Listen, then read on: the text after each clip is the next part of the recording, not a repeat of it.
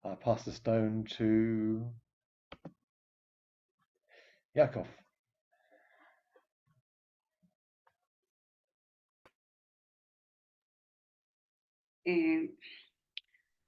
I will first sing in Hebrew, and then I pass to Namo Tassa. Okay, is it okay? Okay. The words are the words that Vimalashri and myself, we kind of wrote it. Okay. Ava v'chokhma gemenayam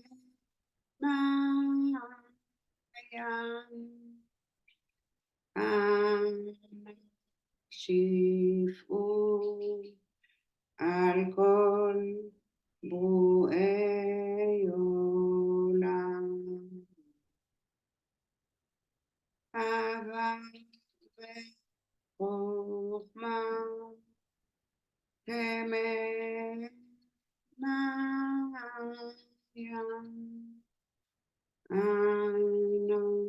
shifu al kol bu'ei olam. Namo Tassa Bhagavato Arahato Sama Sambuddhassa. Namo Tassa Bhagavato Arahato Sama Sambuddhassa. Namo Tassa Bhagavato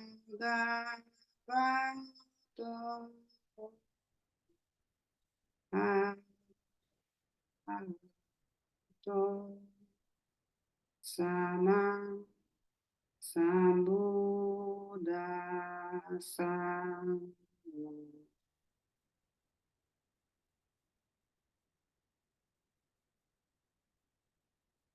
I pass the stone to Bhaktika.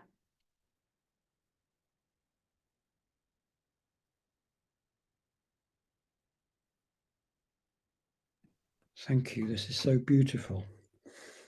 My favorite Nembutsu chant is the one to the Taizé tune. And I'd like either Vajra or Sastama to lead it for me because I can't do it without help. So if one of you could lead it, I will join in. Thank you, I don't Sastama. know which one it is. Yeah. Sastama has just offered. Yeah. Ah, good. Namo Namo Amida Amida Buddha Buddha Namo Namo Amida Amida Buddha Buddha Amida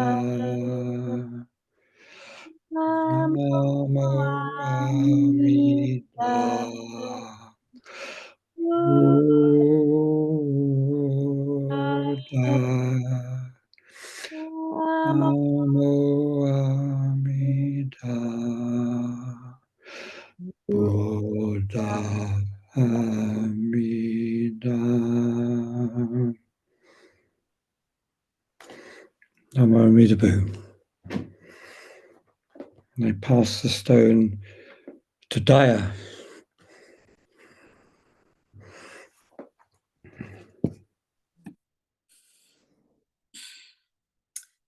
Namo Avokiteshvaya. Namo Avokiteshvaya. Namo Avalokiteshvaya. Namo Avalokiteshvaya.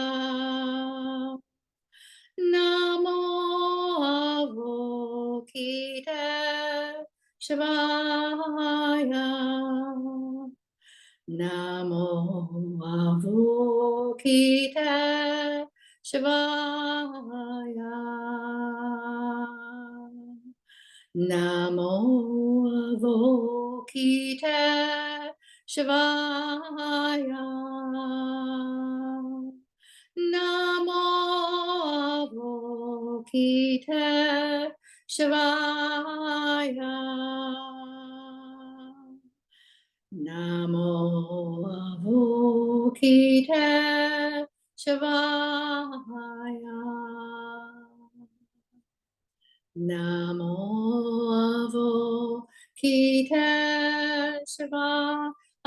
Avalokiteshvaya. Namo Avalokiteshvaya. Namo Avalokiteshvaya.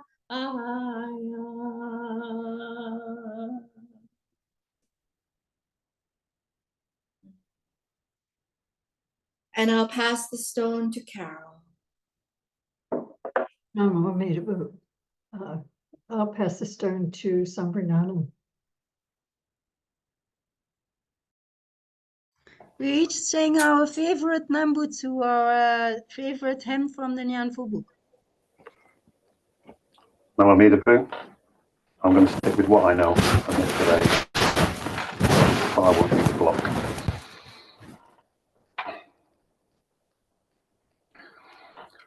Namo Amida Bu, Namo Amida Bu, Namo Amida Bu, Namo Amida.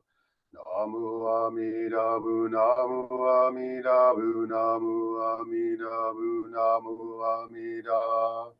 Namo Amida Bu, Namo Amida Bu, Namo Amida Bu, Namo Amida. Namo Amida Bu, Namo Amida Bu, Namo Amida Bu, Namo Amida. Namo Amida Bu, Namo Amida Bu, Namo Amida Bu, Namo Amida. Namo Amida Bu, Namo Amida Bu, Namo Amida Bu, Namo Amida. Namo Amida Bu, Namo Amida Bu, Namo Amida Bu, Namo Amida. Namo Amida Bu, Namo Amida Bu, Namo Amida Bu, Namo Amida. Namo Amida Bu, Namo Amida Bu, Namo Amida Bu, Namo Amida. Namo Amida Bu, Namo Amida Bu, Namo Amida Bu, Namo Amida. Namo Amida Bu, Namo Amida Bu, Namo Amida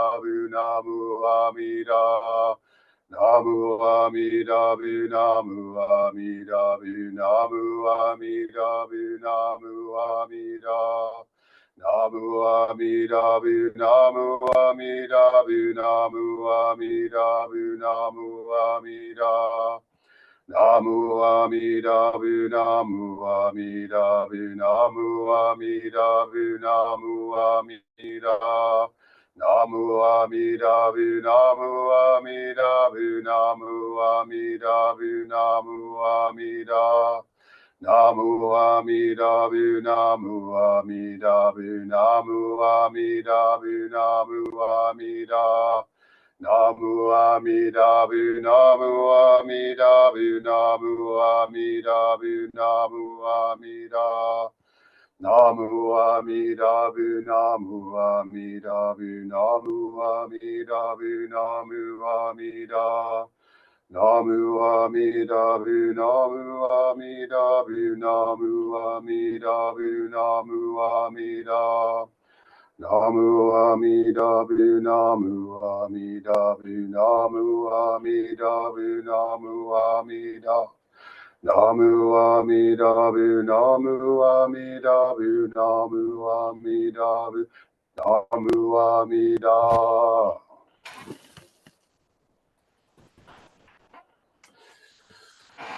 So I'm not sure who's been and hasn't been. So Everybody has been, Samprinana. You can choose. everybody's been.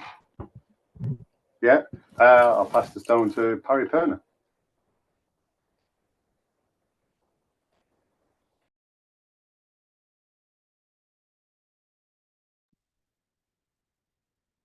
Namo Bhagavato Arahato Sama Sambuddhassa.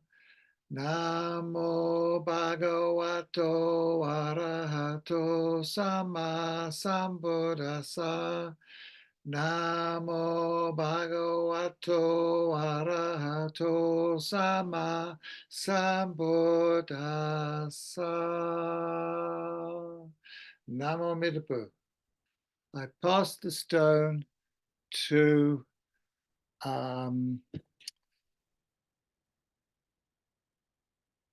Sistama. Namo Midapu. Om Namo Amitabhaya Buddhaya Dharmaya Sanghaya. Om Namo Amitabhaya Buddhaya Dharmaya Sanghaya. Om Namo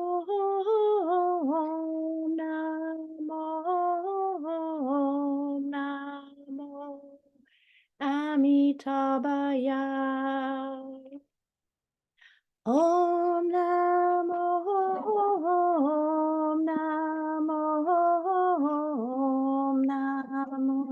Amitabhaya. Namo Amitabhu. And I pass the stone to Vajra.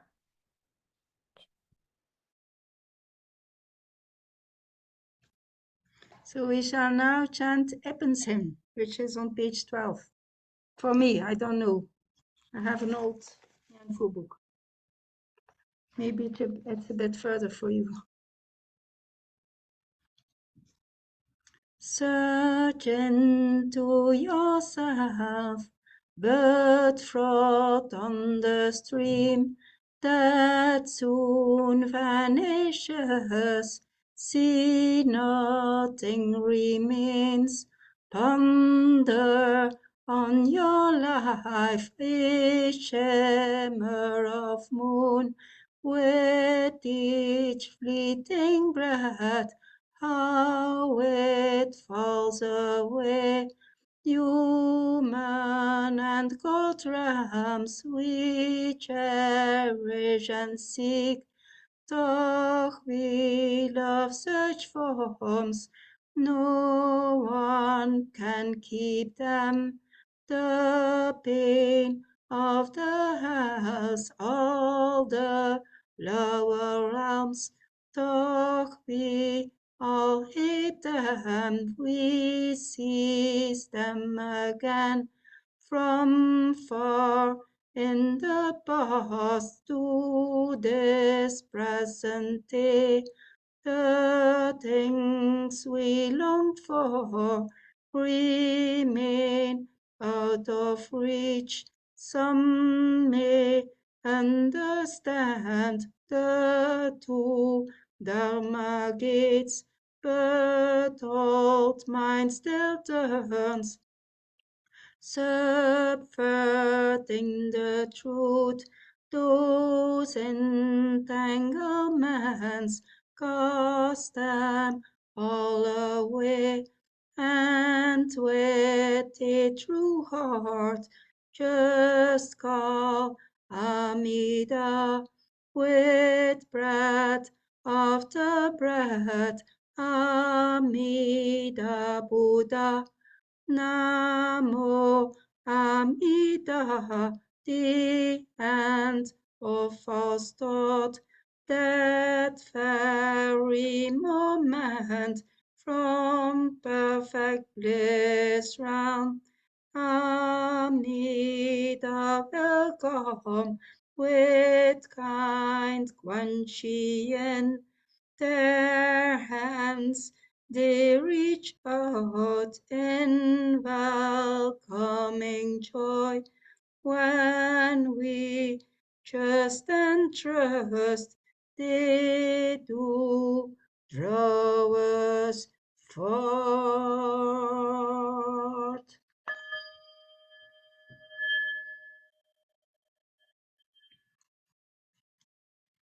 And I pass the stone to Bhaktika.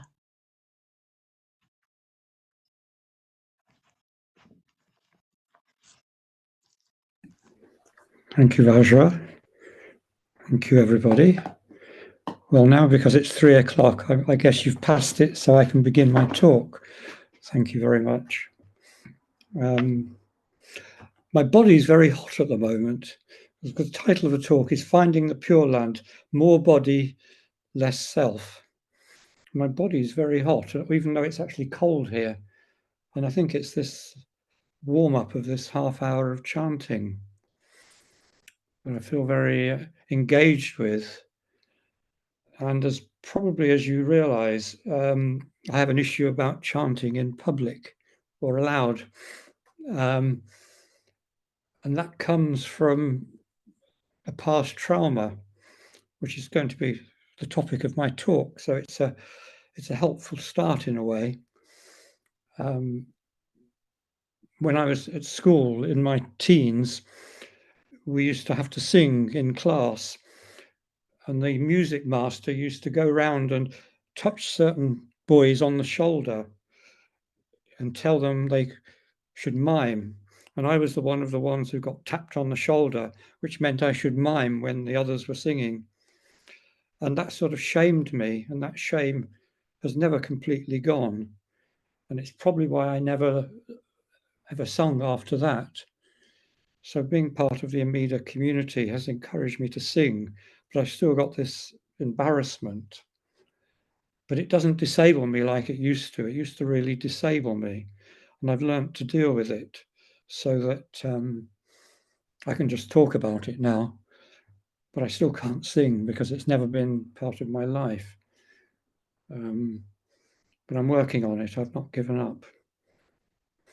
And that's a really appropriate introduction to my talk, because I'm going to talk this time. In the past, I've talked about the impact of the death of Sundari on me and the grief that followed from that and the awakening that has come from that grief. And that's been an intense time for me. And I'm sort of moving into another phase now. And what I'm going to share with you in this session is the journey I'm on now to experience my bodily sensations more. You could say, in the vernacular, getting in touch with my body. And I'm learning a lot about that. And it's really valuable and important. And so the experience I've just had is part of that process for me, and I'm sharing it with you. And a bit later on, I will share more about the effects of certain traumas on my body and how that has affected my life and how working with that trauma is actually really helpful and important in many ways. So this talk is going to have two parts. The first part, which I imagine will be about 20 minutes, we'll see, is going to be about what I'm calling somatic experiencing the body and the journey that I'm on through that. And then the second part, then we'll have a bit of a discussion, I envisage. And then the second part will be something I've been reading recently, which I'm going to relate to the first part. So the reason I'm getting in touch with my body, I think, is because I've recognized that much of my life, especially my professional life, has been dominated by what I call my cognitive mind, my thinking mind. And I came to realize how my experiencing of the world was therefore limited. And though it might not appear like that from the outside, because I'm quite good at covering up, I rarely wholeheartedly and deeply engage with practices such as sutra chanting. But across the last 20 plus years that I have been involved with the Amida order, there have been profound moments when my being has really resonated at some deep level beyond the cognitive. And that interests me, that when I can experience things at a really deep embodied level. And when I was thinking about illustrating that now, I remembered something that happened about 20 years ago that was a profound experience for me. It was when we were in Amida, France, and it was the morning I had decided to enter the ministry path, which would lead to ordination. So that was a really profound decision, that I'd made that decision that morning. I would join the ministry path. It was on offer. But I hadn't told anybody else. And then we went into the morning service, as happened at Amida, France, in the meditation hall, which some of you all know. But in case you don't know, it's a barn outside. And in the roof of the barn, in the rafters, swallows nest, and young swallows are born and are fledged there. So I'm in the meditation that morning, not having told anyone about my decision to do the ministry program, but I'm buzzing inside. I'm full of it, and it's a bit like now. I'm full of heat. And during the silent meditation, a young bird descends from the rafters and settles on my knee. And it stays there for several minutes while I'm silently meditating. And I through half open eyes, are rather shocked and awed by the fact this young bird is sitting on my knee. And then the moment before I'm about to stand, it flies away. And at the time, I regarded it, the experience, as auspicious, and it confirmed for me I'd made the right decision.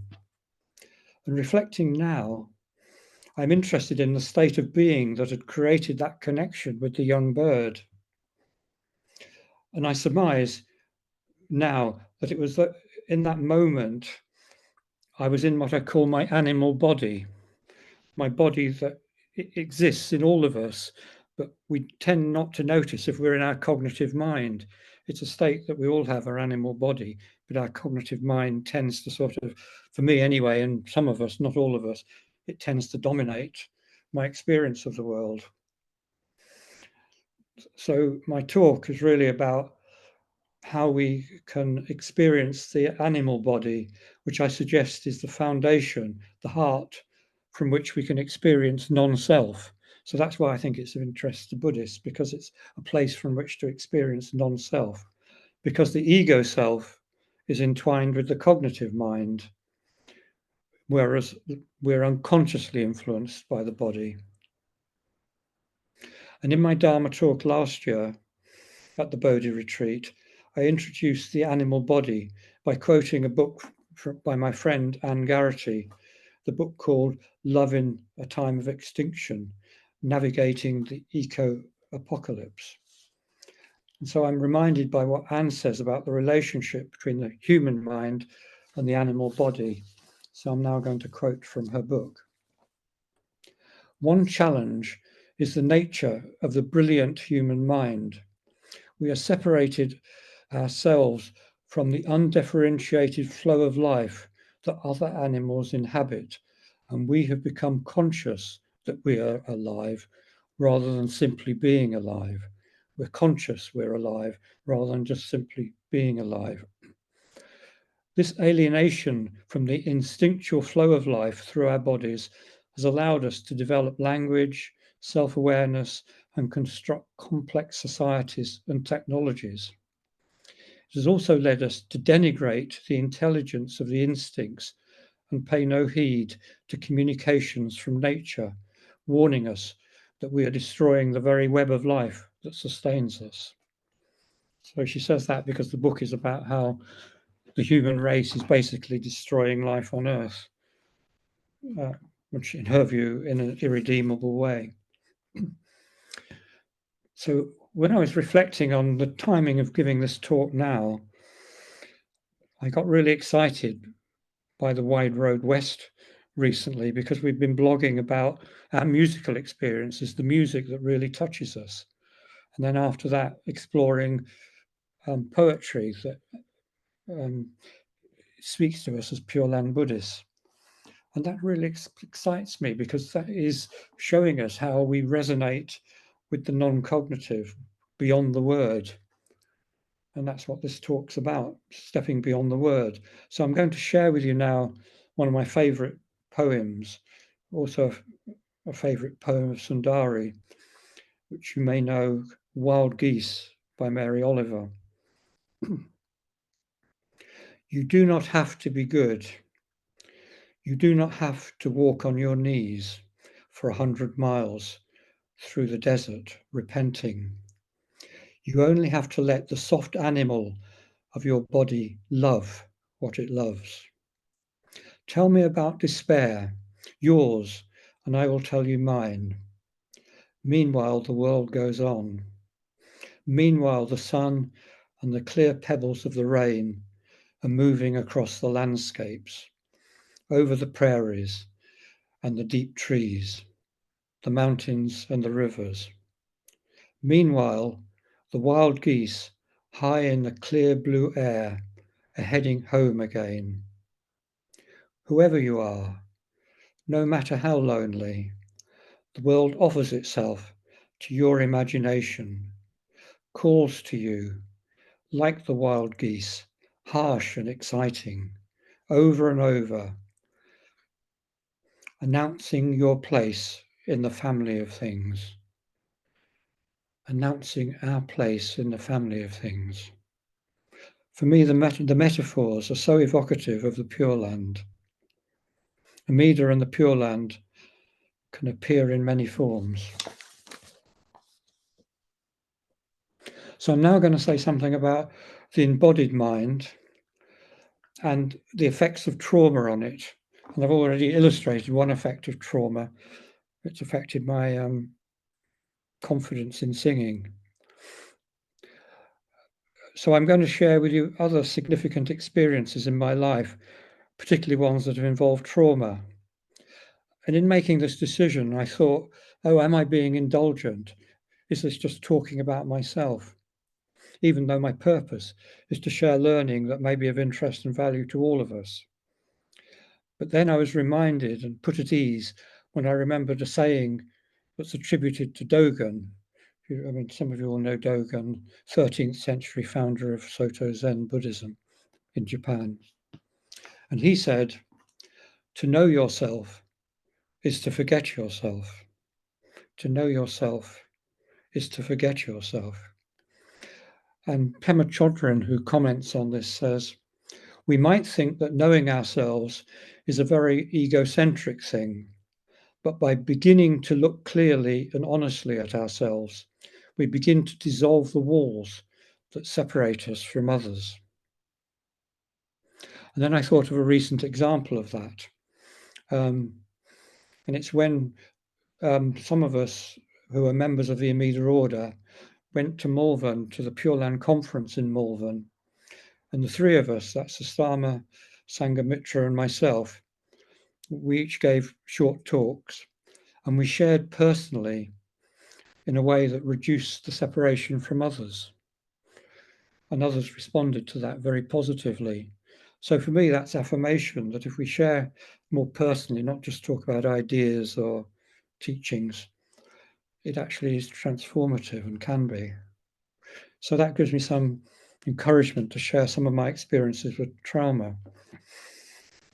So in order to learn about this, Sundari and I, a few years back now, went on an internet course. It was a 21-day program called Nervous System 101, The Need to Know Basics for Stress Release. And that was actually a shared experience for Sundari and I, because it enabled us to also go deeper into our relationship as we learn things together. I think it's more, I need to learn more than she did, but we did it together.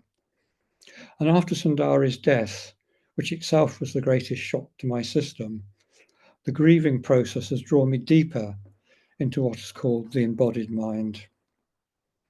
the mind that lives in each of us, separate from, but connected to the cognitive mind, the embodied mind that includes the heart, the interconnected nervous system, and the organs of the body. It was interesting, Anne pointed out to me recently, although Sundari lives on in my consciousness and occasionally in my dreams, her body's not here. I can't feel her, I can't touch her, I can't hug her. And maybe this is why now I'm so interested in embodied experience, and it's become so important to me. It's a potent teacher, the reality of the here and now in the form of the body. So recently I've joined a program on the biology of healing, the purpose of life after trauma. And I'm finding it helpful, supportive practice that give me insight into past trauma, learning that's affecting my current experiences of the world and therefore my behavior. Because much of our experience and the resulting actions that determine what we do are determined by unconscious processes. So the unconscious often influences how we are in the world, how we experience it. And I can very much relate that to the basic Buddhist psychology I learned 20 years ago, which is still part of the Buddhist psychology teachings. It's called the Skandha cycle, which helps us understand how we tend to react to events rather than responding. The cycle is how we get triggered by things and then react rather than respond. And even 2,500 years ago, the teachings of the Buddha laid out the steps in which that happens. And now it's being adopted by modern psychology, but it was developed by the Buddha. And that knowledge makes connections for me and supports me on this journey of investigation. So I'm learning about the fine detail of experiencing. And you probably know more about this. Some of you know more about this than I do, but it's like, what do I experience at this moment in my chest, my stomach, when my stomach suddenly goes tight? What's that telling me? Just to notice it is really important. Or my neck or my legs. Quite often my legs feel empty, as if the blood and the energy is drained away. And that's a really important moment. And to be aware of it and to sort of let it soften actually builds safety. So there's this notion of the parasympathetic nervous system, which is the place from which we experience calm aliveness, and we can be more balanced, or to use the term that's used, regulated. Whereas other states that you're probably familiar with are popularly called fight, flight, freeze. And we get triggered into fight, flight, freeze by circumstances. And it's helpful to understand how it happens and what we can do about it to get out of that fight, flight, and freeze state. And for me, the chronic state that I got into in various times in my life is the chronic freeze state. And if you get into that chronic freeze state long term, it becomes the everyday normal. So you don't know any different. Particularly as a child, if you go into chronic freeze, it just becomes how life is. You don't even know you're in chronic freeze. So you experience the world in a very limited way. And that's what happened to me. So I'm now going to give you examples of how that happened.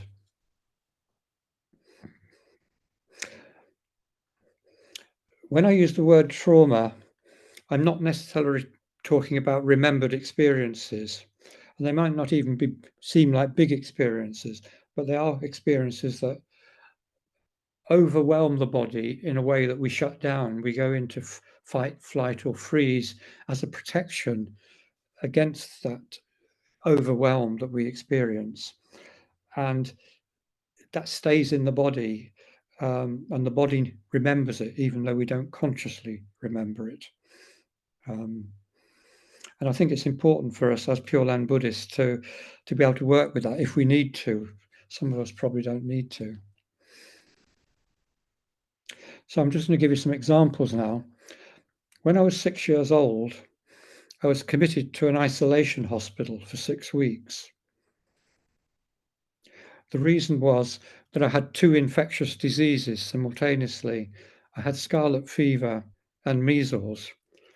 And at that time, the 1950s, that's what happened. I was put in an isolation hospital where I had to stay for 6 weeks, and my parents were not allowed to visit. It just wasn't allowed. And I became what became known as the settled child. So I became a settled child. But actually, from what research has shown since, I was in a chronic freeze state, but it was regarded at that time as settled. And I know this not because I have any memory of that experience. I have no direct memory, because of research by someone called James Robertson, who was a colleague of John Bowlby, the developer of attachment theory. And the settled child passes through stages of upset, anger, despair, and then finally defeat and compliance. So that's what happened to me. And in that state, in that context, so this is a hospital context, if the child experiences any compassion, for example, from a nurse, then the child experiences some safety, and then the child is safe enough to express their distress.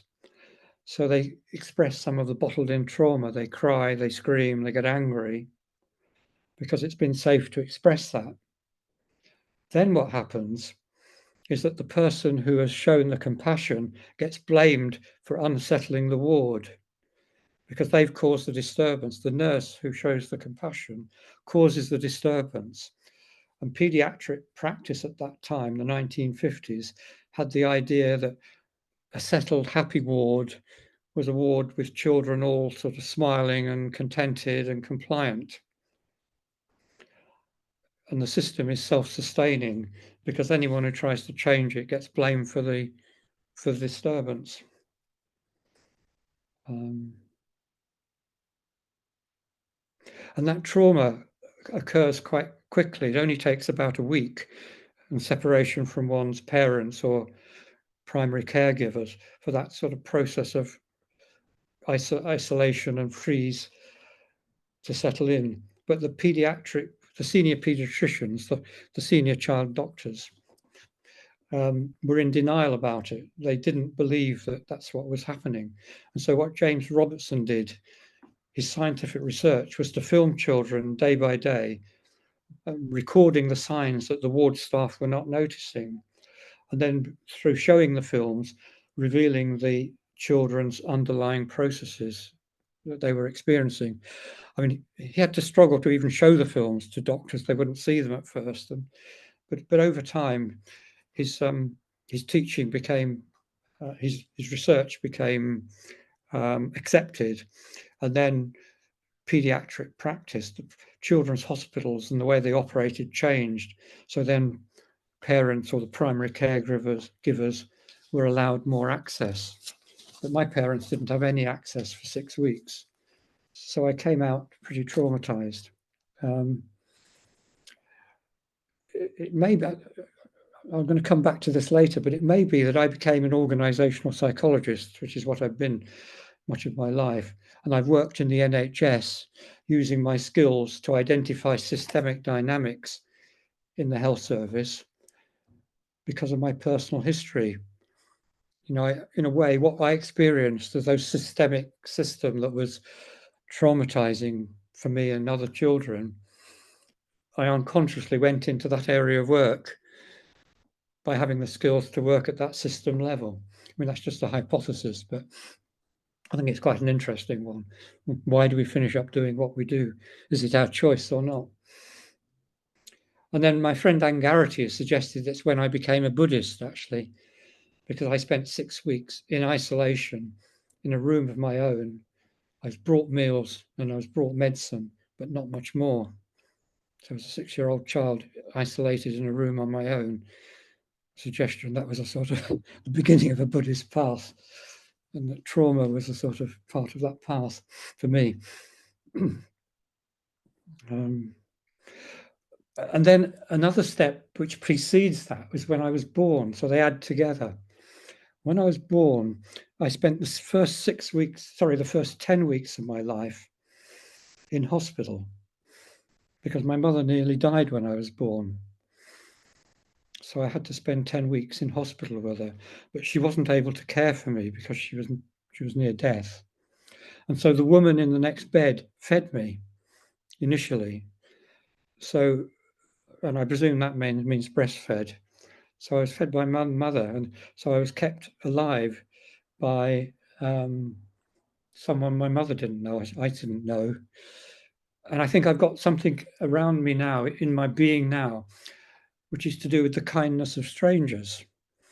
For me, the Pure Land most manifests strongly in relationships with others. And I think it's that kindness of strangers, about people being what kept me alive in that time when my mother couldn't.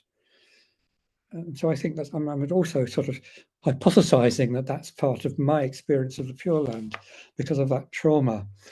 But the trauma at birth and the trauma at 6 years old when I was in an isolation hospital, if you take them together, another thing that James Robertson in his research discovered was that the child, when they get back to their mother, their primary caregiver, probably normally their mother, they're safe enough to express their anger, their hurt, their distress, and they take it out on their mother as the primary caregiver. So that's really tough on the mother, who's been missing me in this instance, and all I have to do is get angry and distressed. And another layer of this, just to give you another layer, is that history in a sense was repeating itself, because when my mother herself was 7, her father died and her mother had to go out to work the following week. So with her father dead, her mother needed to earn a living, so she had to go out to work. So my mother was suddenly without both parents, and she would come home from school in the afternoon to an empty house, and she was afraid to go into it because of her own trauma at a similar age to I'm coming out of hospital. So I think my mother had great difficulty dealing with my trauma. And I think my relationship with my mother never fully recovered because of that, actually. And then there's another layer of that, because my parents, when I was 4 years old, bought a guest house. And so their business, the family business, was running a guest house. So in the winter, it was closed. And so there were 3 of us. I was an only child, my mother, my father, and myself. So I'm an overprotected only child in the winter. And then in the summer season, the business opens. I get ejected from my bedroom and have to go and sleep in a chalet in the back garden. My parents are working from 6 o'clock in the morning till midnight, 7 days a week. The family business dominates everything. And as a child, I accept it because that's the way life is. That's the family business. But that's also in its way quite traumatic for me because of the contrast in particular between being an overprotected child to being a sort of an appendage in a family business who has to be looked after, but there isn't really time to do that. And one of the things I've learned through this more recent course I've been doing, it's about creating a safe space. How do I create a safe space around me? And one of the things I've learned from that is that I find it really hard to live with people. I mean, Sundari was the exception, but I mean, Milan is living with me at the moment. He's a good friend and he lives here. He's actually away at the moment, and I shared this with him because what I've realized is that when I wake up each morning, and it happens each morning, the first sound I hear in the house, I freeze momentarily. My body just freeze. And then I think, oh, it's that. And I sort of deal with it. But then I can be completely uncommunicative first thing in the morning before I've sort of built a relationship with someone. It's like it has to begin afresh every day. So beware if you're on a retreat with me. I'm a bit like that. But it's really interesting, I think, to understand this. And then a further connection was I remember now I had childhood nightmares. When I was, I don't know, 8 or 10 or whatever, I used to have nightmares. And the nightmares were waking up because demons had broken into the house in the middle of the night. And I'd never made the connection till recently between that nightmare, that child recurring nightmare, and this dynamic of the guest house and all that. So what I'm interested in now is your reactions to this, your response. So I just want to open up to a few minutes for discussion. But the question I want to pose is, to what extent do we choose our life path? And to what extent is it determined by circumstances over which we have no control and maybe even no conscious memory? Which is a bit like the question Sistama asked on Friday. To what extent has other power shaped our lives? So Namo Amida Bu, and if we could open it up for conversation for about 10 minutes, I'll be very happy. I take that as a yes, thank you. So I think I said a couple of days ago, I've been reading this book by Danya Rottenberg on repentance and repair, making amends in an unapologetic world, which is based on Jewish teachings, which I'm married in Pundarika, you may well know. They come from a Jewish writer in the 12th century, Maimonides, if I pronounce that right. And it was recommended to me by a Jewish friend in Sheffield because we've been having a lot of conversations recently about what's happening in Israel and Palestine, and doing a lot of heart-to-heart sharing. And she recommended me this book. I'm just going to summarize a few things about it, and if there's time, invite you to comment. So the book is about harm and repair in deeds as well as words. And the chapters cover different aspects. So the chapters cover repentance in personal relationships, harm in the public square, institutional obligations, national repentance, justice systems, forgiveness, and atonement. And something I find particularly interesting and important is the spiritual value of obligation, because I'm not sure whether we have it in Buddhism or in Pure Land Buddhism, the spiritual value of obligation, which is to make amends when harm has been caused, which goes beyond an apology. And it's at the heart of repentance, to name out loud the harm that has been caused and to commit not to do that thing again. And Danya Rottenberg identifies in the Western world a move away from this sense of obligation, which she attributes to the rise of individualism. So the Western culture has got very dominated by individualism. And she says that the effect of that is to sort of remove us from a collective sense of obligation. But Maimonides says, I said she, I don't know why I said she, he says, it is praiseworthy to make this confessional of interpersonal harm in a public way.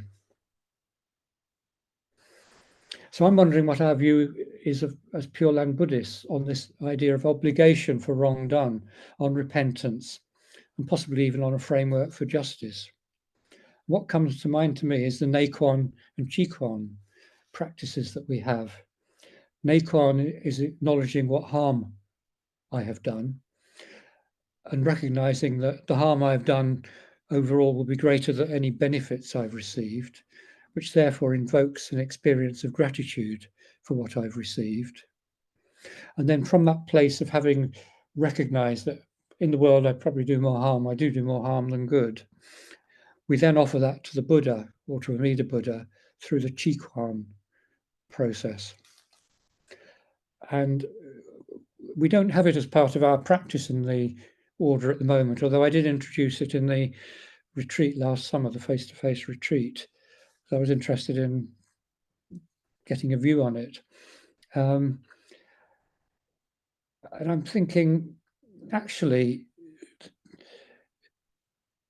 it's actually quite a weak process compared with the processes that I've been learning about in Jewish tradition, because it seems quite slight. Because how do we address the harm caused? I mean, offering it to the Buddha, how does that change anything in the world? I mean, is it us feel better because we've offered it to the Buddha? Maybe the Buddha can hold everything. Maybe we feel better. It might be good that we don't feel guilty, because guilt doesn't do anybody any good.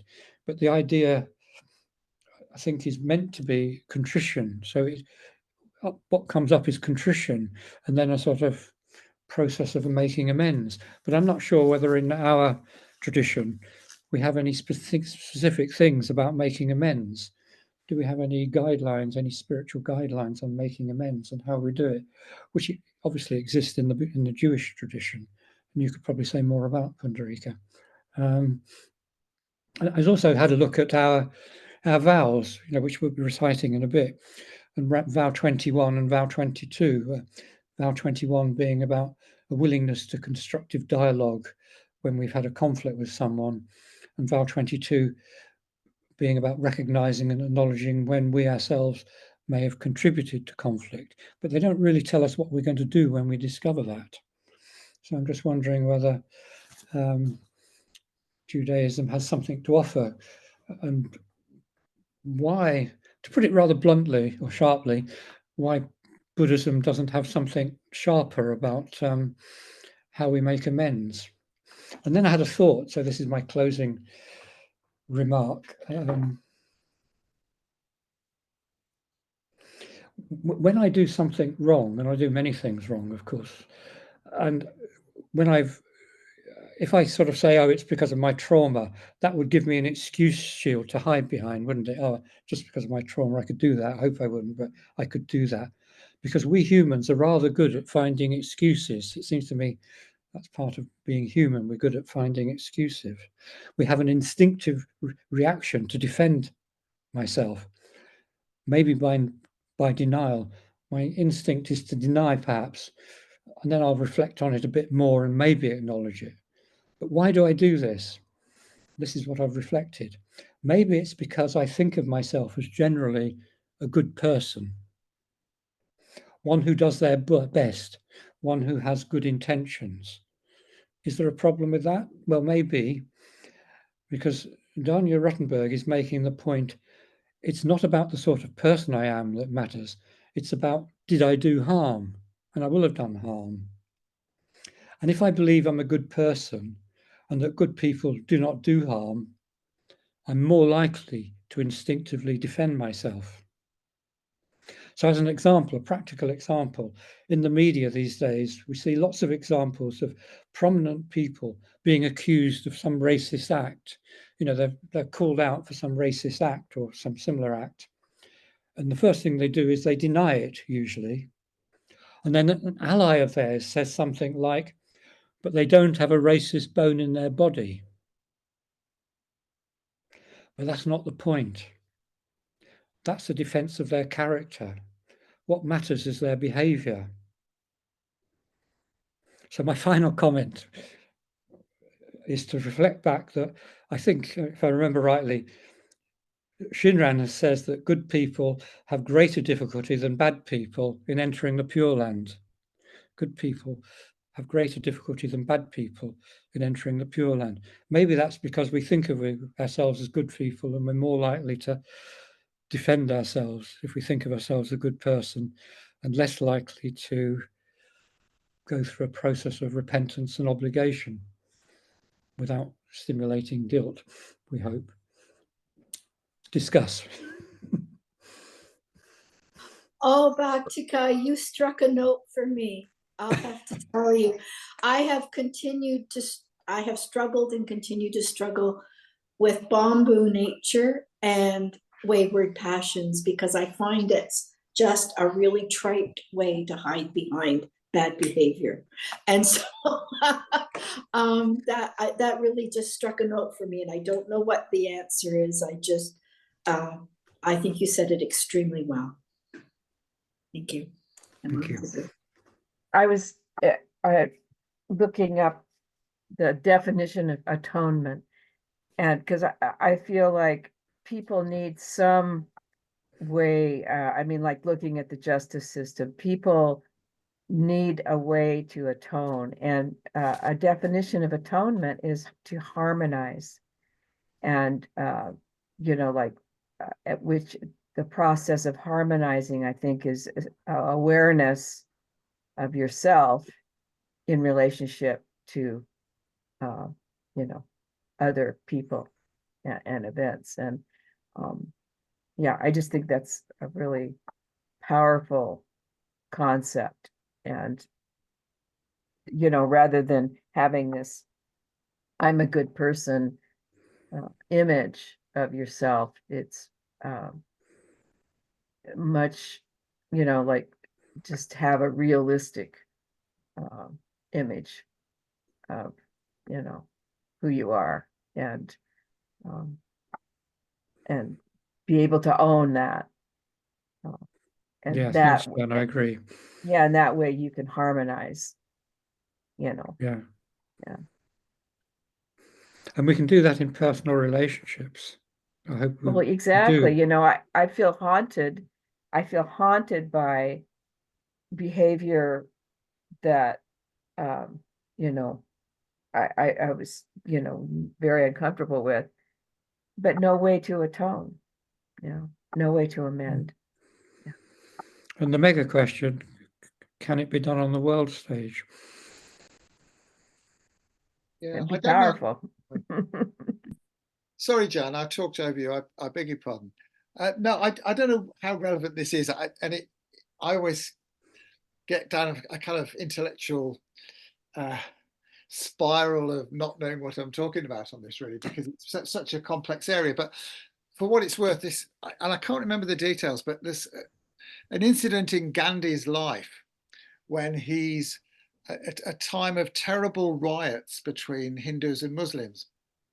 And I think it's a Hindu man comes to Gandhi in great distress and says, I've been involved in these riots and my behavior has led to the death of a child. And this chap is absolutely distraught about this. And he says to Gandhi, I'm so sorry about this. I don't know what to do. I don't know how to move forward kind of spiritually or in what I can do to atone for this. And Gandhi said, well, there's only one thing to do. You have taken the life of a Muslim child. What you have to do now is go out and find a Muslim child who is orphaned by these riots and adopt them and bring them up. And it struck me as, it sounds very simple, and obviously it would be very complicated in real life. But I think that the issue here is, that if you really want to atone and if you really want to make the world a better place, then you have to try and make the world a better place, and move forward in that direction rather than kind of too much agonizing. And I know that's an extreme example, but I know that, when I feel really guilty about something that I've done, I do try. And okay, it's perhaps to redeem my own image of myself as a good person, but I do try and compensate by putting an extra tin in the food bank or whatever it might be. It's a trivial example, but I think some kind of action is so crucial to this and to the atonement process. Yeah, thanks, Paripurna. That's a really good example, and Gandhi's one as well. I just have, far away. No. I can relate to your question about harming others and how I call it the ego, wants to protect its image in the world as a good person. So the first thing that comes up, is this excuse for why you did it as a way of minimizing the harm and keeping, somehow thinking that's going to help keep your image of a good person intact with others. But in fact, it often just furthers the damage and it causes more anger from the person harmed. I'm pretty sure it was the author of The 7 Habits of Highly Effective People. I'm trying to remember his name, Stephen somebody. And when I was teaching in the college, I used that book as one of my texts. And in that book, he talks about when we have harmed another, that we are to apologize as quickly as possible with no excuses, even if it seems reasonable to us that there was a extenuating circumstance, not to make any excuse. And I think it goes against our ego nature, but I think it is our Buddha nature, our best self nature, to simply take full responsibility for the harm that's been done, to apologize quickly, and if there is a way to make amends, to offer it to the other person. And it's taken me many years. I notice still the first thing that comes up is, well, I've got a good excuse for this, but I don't voice that anymore. I just take 100% responsibility. I apologize quickly to my wife, the one I'm normally in some kind of doing something that I feel has been harmful to her, and offer her whatever amends I can. And it does heal the situation. Sometimes I try to redo it, meaning that if I've said something, I repeat it. I do a redo in a way that I would have preferred and would have been better. So that's my take on what you're talking about. I think it's a really important aspect of human relations and healing the conflicts in the world. Thanks, David. I think you put that really clearly at a personal level. Thank you. I'm aware we're out of time, so I don't know quite what happens now. Well,